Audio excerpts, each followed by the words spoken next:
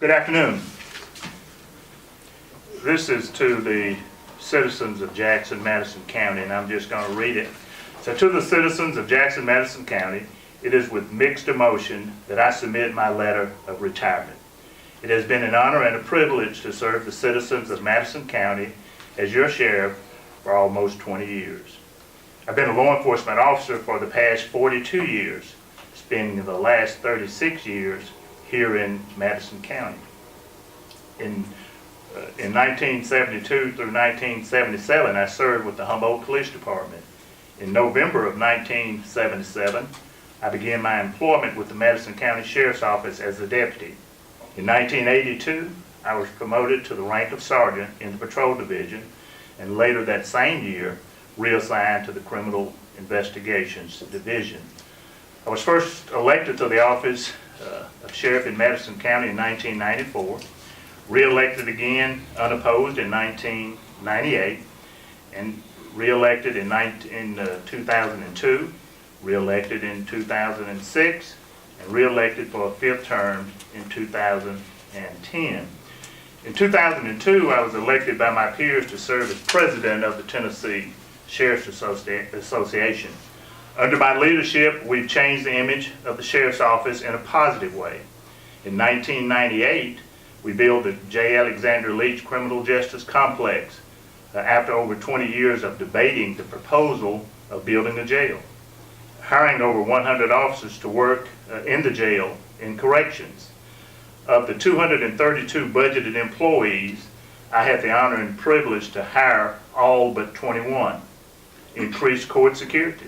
I assigned the first school resource officers to work within our school system, increasing the staffing in the Criminal Investigations Division by dividing the duties up. I created a violent crime unit along with the property crime unit, increased the Metro Narcotic Unit, and increased the staffing in the Patrol Division. My goal since being elected in 1994 has always been to leave the Madison County Sheriff's Office better than I found it. With the help of a very professional staff, I believe we've accomplished that. This isn't a decision that I made lightly. I thought about it for some time. I have, as I mentioned, I have 42 years of law enforcement experience, have a fairly decent retirement, so I just made the decision that I wanted to go ahead and spend more time with family. I know I don't look it, but I'll be 66 years old next month, and it's time for me to do a lot of fishing. Thank you.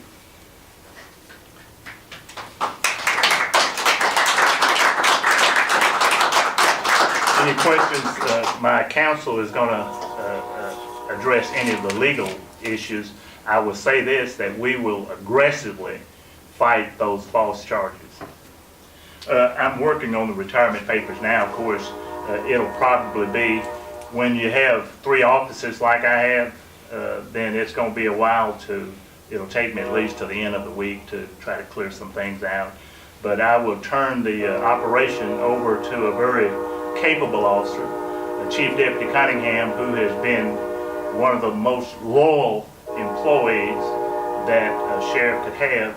He has 44 years experience, and he understands the overall operation with the sheriff's office.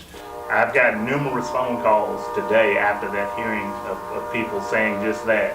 I've had numerous calls saying that if I chose to run for the office of sheriff, they would still be supportive.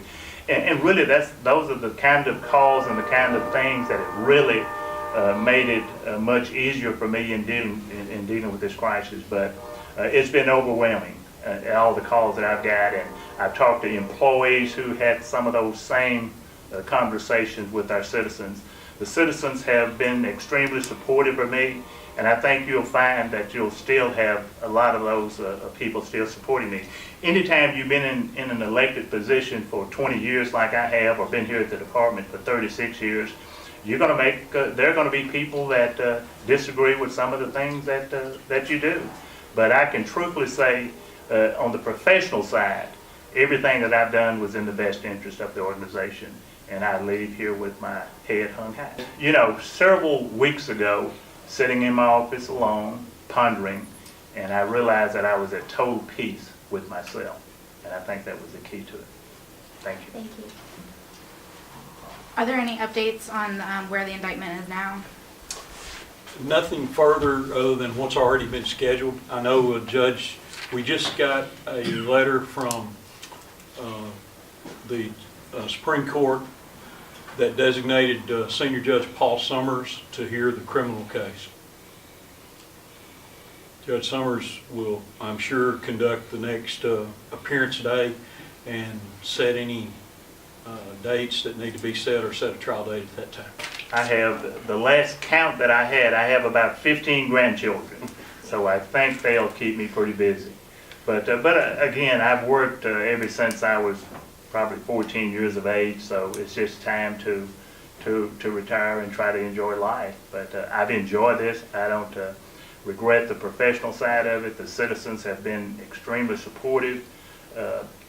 As I mentioned early on, the staff has been outstanding. I couldn't have done it with an outstanding staff. And again, one of the things that I'm proudest of, I guess, if I had to select something, and I mentioned that, and that was important, out of the 232 budgeted employees, I personally had a hand in hiring every one of them except 21 employees. And of those 21 that was already here when I was elected sheriff, and of course I was here 36 years, as I mentioned, of those 21 that I didn't actually hire, they were, most of them was promoted to a higher rank than they were, or to some rank when I came into office. And that was because they did an outstanding job. I looked at the performance of officers, contrary to what people might say, and if it looked like that those officers brought, or that particular person brought something to the table, then we made a decision to put that officer in a supervisory role. So we're proud of that. With the sheriff's retirement, the ouster suit becomes moot, and it won't have anything to proceed forward at this point. So the only thing remaining will be the order of protection that's set next month and the criminal cases that proceeds forward.